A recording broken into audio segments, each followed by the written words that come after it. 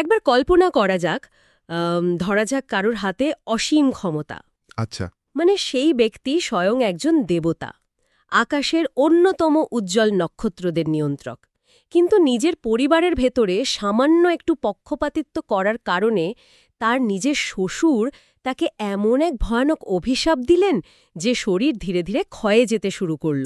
ও মানে একদম মৃত্যুর দিকে এগিয়ে যাওয়ার মতো অবস্থা। একদম মৃত্যুর দিকে এগিয়ে যাচ্ছেন, আর সেই অসীম ক্ষমতা, মানে এত বড় একজন দেবতা হয়েও সেটা তাকে বাঁচাতে পারছে না। পরিস্থিতিটা কেমন হবে ভাবা যায়? পরিস্থিতিটা নিঃসন্দেহে ভয়াবহ, আর একই সাথে এটা বিশাল বড় একটা ধাক্কা। কারণ আসলে ক্ষমতাশালীরা সাধারণত মনে করেন যে তারা সব নিয়মের ঊর্ধ্বে। ঠিক এই জায়গাটাতেই আমাদের আজকের এই আমাদের হাতে থাকা তথ্যসূত্রগুলো নিয়ে আজকের এই গভীর অনুসন্ধানের শুরু। হ্যাঁ, আজ আমরা ভারতের 12টি প্রাচীন জ্যোতির্লিঙ্গের পৌরাণিক কাহিনী নিয়ে আলোচনা করব। ঠিক। তবে একটা বিষয় প্রথমে পরিষ্কার করে নেওয়া ভালো, আজকের আলোচনাটা কিন্তু কোনো পর্যটকের ডায়েরি বা স্রেফ কয়েকটা প্রাচীন মন্দিরের তালিকা নিয়ে নয়। একদমই না।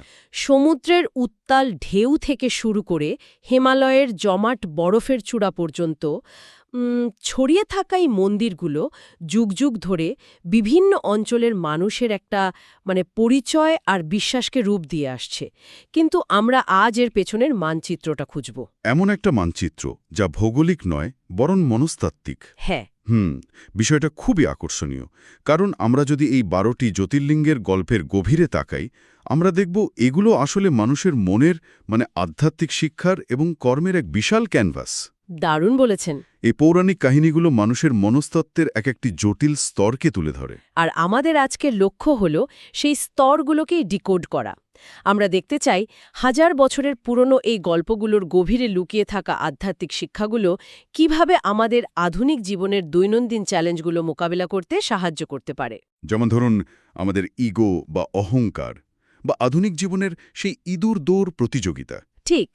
কিংবা সমাজ থেকে বাতিল হয়ে যাওয়ার ভয় অথবা চরম অপরাধবোধ। শুরুতেই আমি যে গল্পটার কথা বলছিলাম, সেটা হলো গুজরাটের সমুদ্রতটে অবস্থিত সোমনাথ জ্যোতির্লিঙ্গের কাহিনী। আচ্ছা। গল্পটা এমন যে দক্ষ প্রজাপতির ২৭ জন কন্যার সবার বিয়ে হয়েছিল চন্দ্রদেবের সাথে। কিন্তু চন্দ্রদেবের পক্ষপাতিত্ব ছিল কেবল একজনের প্রতি, রোহিণী। বাকি ২৬ জন স্ত্রীকে তিনি অবহেলা করতেন। হ্যাঁ, রীতিমতো অবহেলা। এর ফলে দক্ষ রেগে গিয়ে চন্দ্রদেবকে ক্ষয়রোগের অভিশাপ দেন। এই গল্পটার ভেতরে কিন্তু খুব সাধারণ একটা মানবিক প্রবৃত্তি লুকিয়ে আছে। আমরা প্রায়শই ক্ষমতা বা মোহের বশবর্তী হয়ে আমাদের চারপাশের মানুষের প্রতি দায়িত্ব ভুলে যাই। সেটাই তো আমি ভাবছিলাম, এই যে চন্দ্রদেবের পক্ষপাতিত্ব, এটাকে যদি আমরা আধুনিক কর্মক্ষেত্র বা পারিবারিক জীবনের ফেভারিটিজম বা স্বজন পোষণের সাথে তুলনা করি, বিষয়টা কতটা প্রাসঙ্গিক। একদম। প্রশ্ন হল, একজন দেবতা হয়েও চন্দ্রদেব কেন এরকম একটা ভুল করলেন, আর এর সমাধানটাই বা কি হল? সমাধানের জায়গাটাতেই কর্মের অমোঘ চক্রের বিষয়টা সামনে আসে। চন্দ্রদেবের গল্পে দেখুন, দেবতারা যখন শিবের কাছে গিয়ে প্রার্থনা করলেন, শিব চন্দ্রদেবকে মৃত্যুর হাত থেকে বাঁচিয়ে অমরত্ব দিলেন। আচ্ছা। কিন্তু এখানে একটা বিশাল ক্যাচ আছে।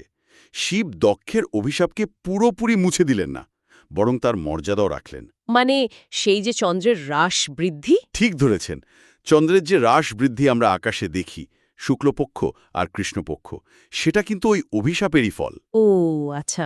এর মানে হল, মহাবিশ্বের নিয়মে আপনি আপনার ভুল শুধরে নেওয়ার সুযোগ পাবেন, কিন্তু নিজের কর্মের ফল বা কনসিকুয়েন্স আপনাকে ভোগ করতেই হবে।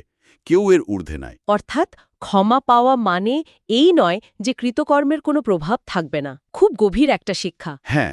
এবার আমি কাশী বিশ্বনাথের গল্পে আসতে চাই, কারণ সেখানেও দেবতাদের ইগোর একটা বড় সংঘাত আছে।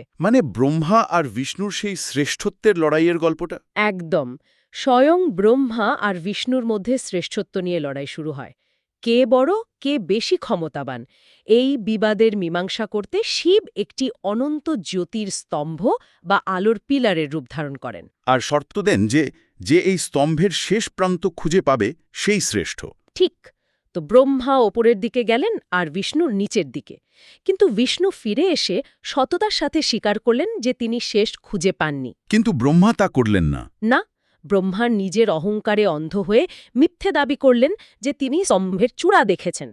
শাস্তিস্বরূপ শিব ব্রহ্মার পঞ্চম মাথাটা কেটে ফেলেন। এই গল্পটা আমাকে সবসময় ভাবায়, কারণ ব্রহ্মা তো স্বয়ং সৃষ্টিকর্তা। তিনি জানেন যে সত্য কি, তারপরেও তিনি কেন মিথ্যে বললেন? এটাই আমারও প্রশ্ন। কেন অহংকার আমাদের এতটা অন্ধ করে দেয় যে আমরা সত্য থেকে দূরে সরে যাই? আসলে ইগো এমনই একটা জিনিস। আজকালকার সোশ্যাল মিডিয়া কেন্দ্রিক জীবনে আমরা প্রতিনিয়ত নিজেকে বড় প্রমাণ করার জন্য মিথ্যের আশ্রয় নিচ্ছি। ফিল্টার দিয়ে, মিথ্যে লাইফস্টাইল দেখিয়ে আমরা ও কি ব্রহ্মার মতোই একটা অলিক চূড়া স্পর্শ করার দাবি করছি না? তুলনাটা খুবই সময় উপযোগী। ব্রহ্মার মিথ্যে বলার কারণ হল তার ইগো বা অস্তিত্বের সংকট। যখন কেউ মনে করে যে তার শ্রেষ্ঠত্বই তার একমাত্র পরিচয়, তখন সেই শ্রেষ্ঠত্ব টিকিয়ে রাখতে সে যে কোনো পর্যায়ে যেতে পারে। হ্যাঁ, ঠিক তাই। কাশীর বিষয়টা আরও গভীর। শিব সেখানে অনন্ত জ্যোতির্স্তম্ভ হিসেবে আবির্ভূত হয়ে বুঝিয়েছিলেন যে সত্যের বা মহাবিশ্বের কোনো শেষ নেই, আর অহংকারের কোনো ভিত্তি নেই। আচ্ছা। আমরা হয়তো অনেকেই জানি যে কাশীতে মৃত্যু হলে মোক্ষ লাভ হয়, কিন্তু মোক্ষ মানে শুধু মারা যাওয়া নয়। তাহলে মোক্ষ আসলে কি? মোক্ষ মানে হলো এই ইগো বা আমির চূড়ান্ত অবসান। কাশীতে শ্মশানের আগুন আর মন্দিরের আরতি পাশাপাশি চলে। এটা কিন্তু কোনো কাকতালীয় ব্যাপার নয়।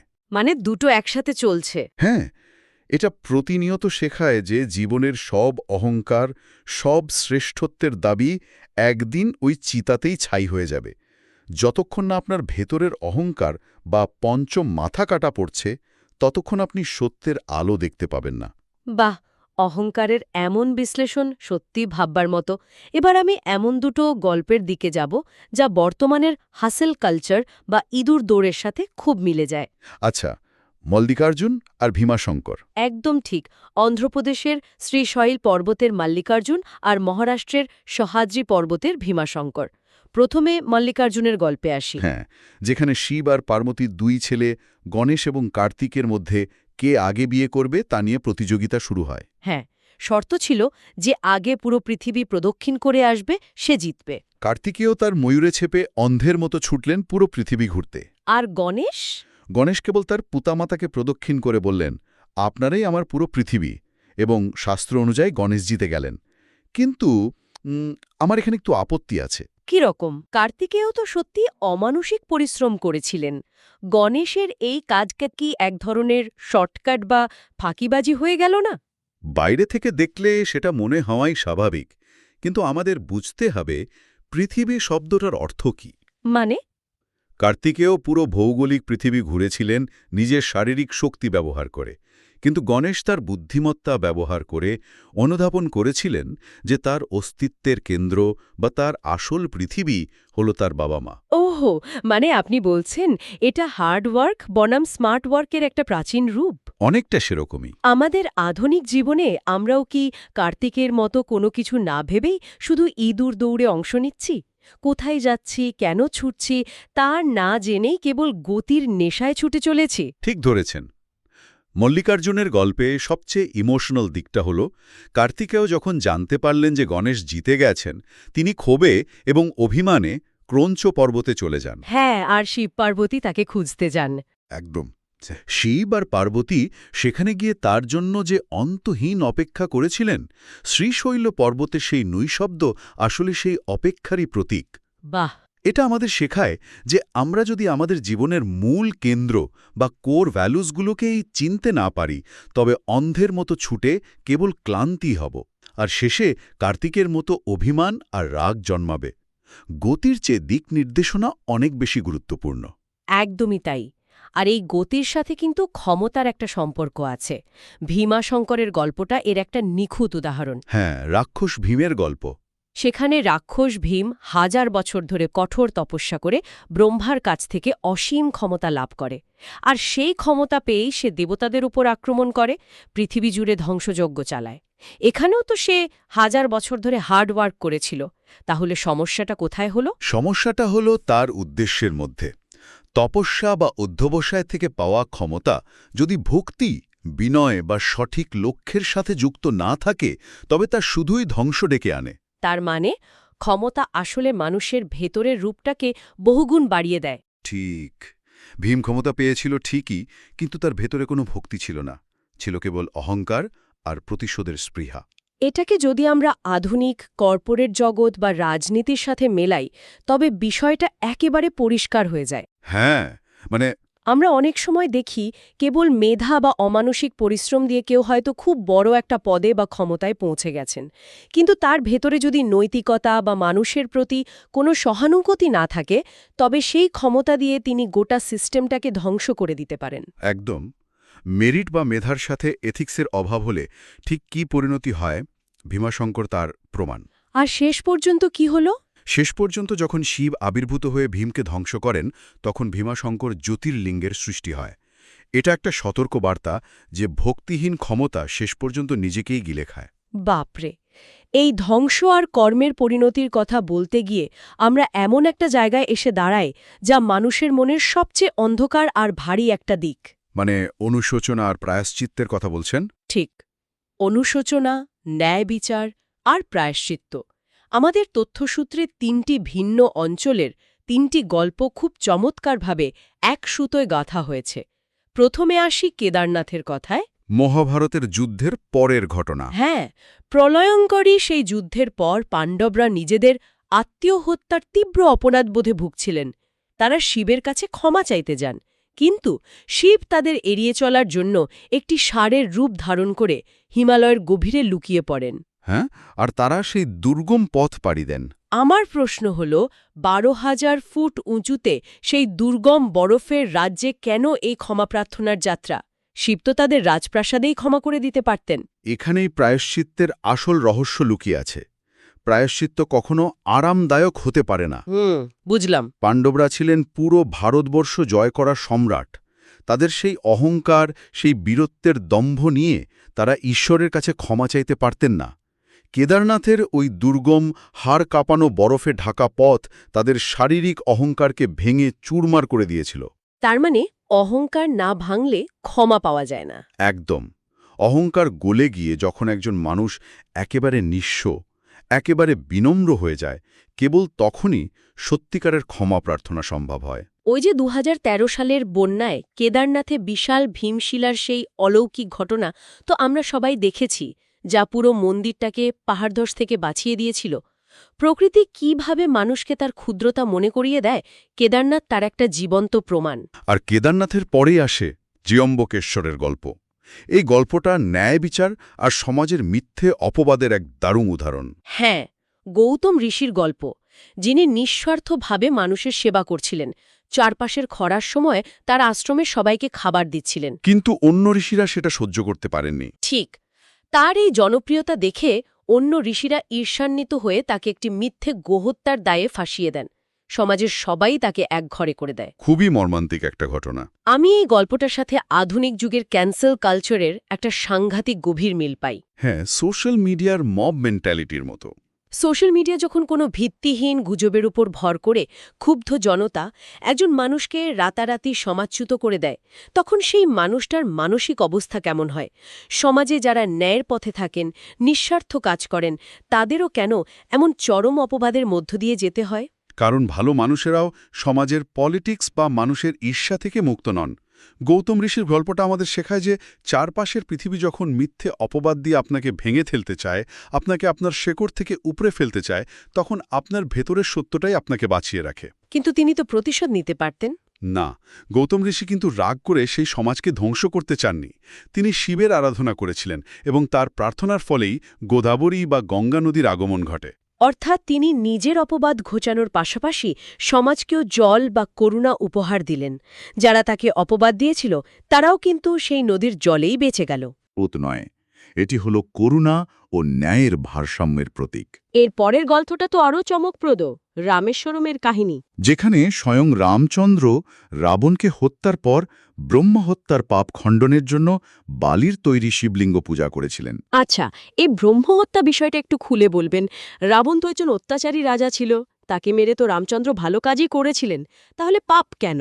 রাবণ অত্যাচারী হলেও সে ছিল প্রচণ্ড জ্ঞানী এবং শিবের একজন একনিষ্ঠ ভক্ত।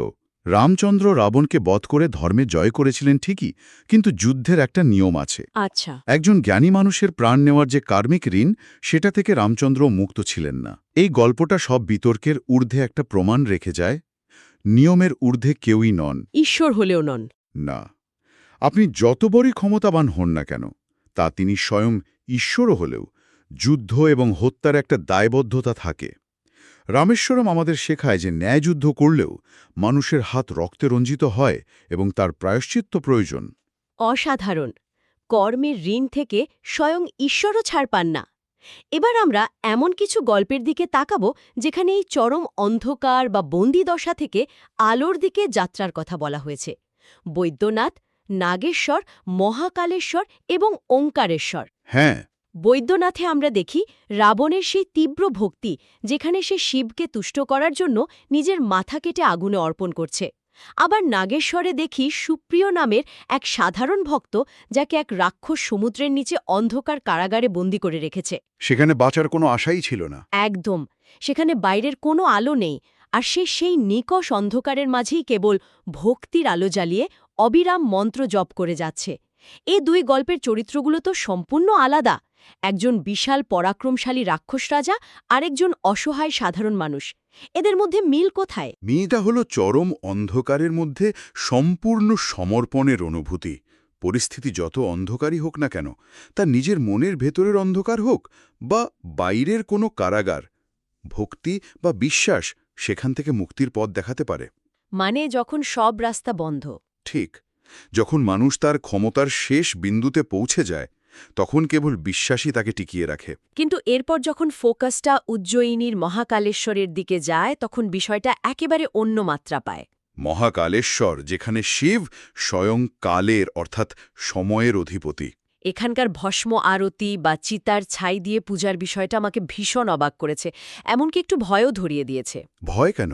ভেবে দেখুন, আমাদের আধুনিক সমাজ যেখানে অ্যান্টি এজিং, প্লাস্টিক সার্জারি বা বয়স ধরে রাখা নিয়ে রীতিমতো অবসেসড, আমরা কোটি কোটি টাকা খরচ করছি শুধুমাত্র মুখের একটা বলিরেখা লুকানোর জন্য। হ্যাঁ, সেটা তো বটেই। আর সেখানে উজ্জয়িনীতে প্রতিদিন ভোরে মৃত্যু আর শ্মশানের ছাই দিয়ে জীবনকে উদযাপন করা হচ্ছে। এই বৈপরীত্যের আসল অর্থ কি দাঁড়ায়? আধুনিক সমাজ মৃত্যুকে এবং বয়স বৃদ্ধিকে ভয় পায়, সেটাকে লুকিয়ে রাখতে চায়। কিন্তু মহাকাল আমাদের জীবনের সবচেয়ে অপ্রিয় অথচ অমোঘ সত্যের মুখোমুখি দাঁড় করিয়ে দেয়।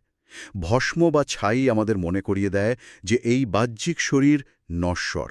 মানে একদিন সব শেষ হয়ে যাবে। একদম।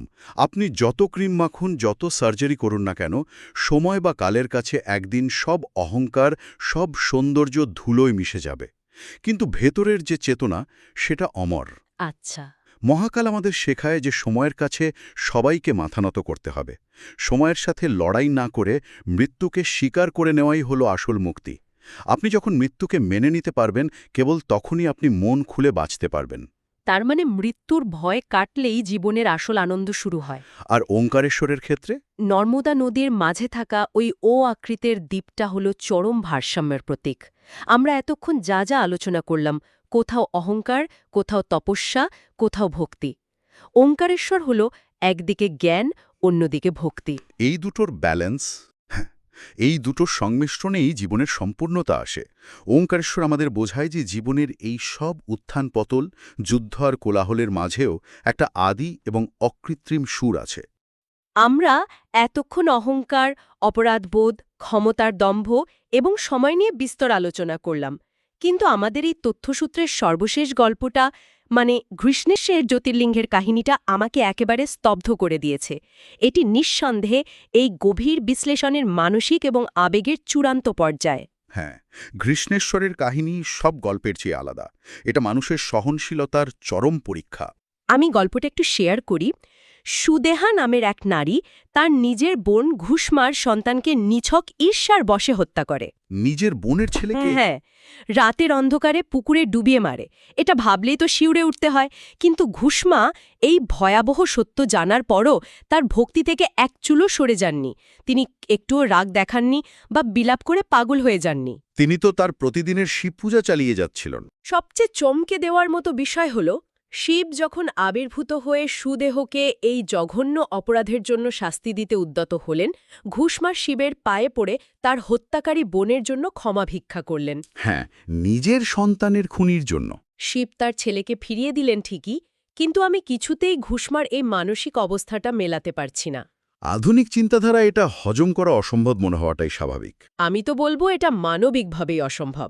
আধুনিক জীবনের কথা ভাবুন, যেখানে সামান্য একটা সোশ্যাল মিডিয়া ট্রোলিং বা রাস্তায় কেউ একটু ধাক্কা দিলে আমরা প্রতিশোধের আগুনে জ্বলে উঠি, মানুষকে সামাজিকভাবে ধ্বংস করে দিতে চাই। সেখানে নিজের সন্তানের হত্যাকারীকে ক্ষমা করা, হ্যাঁ, এটা কি ন্যায়ের পরিপন্থী নয়?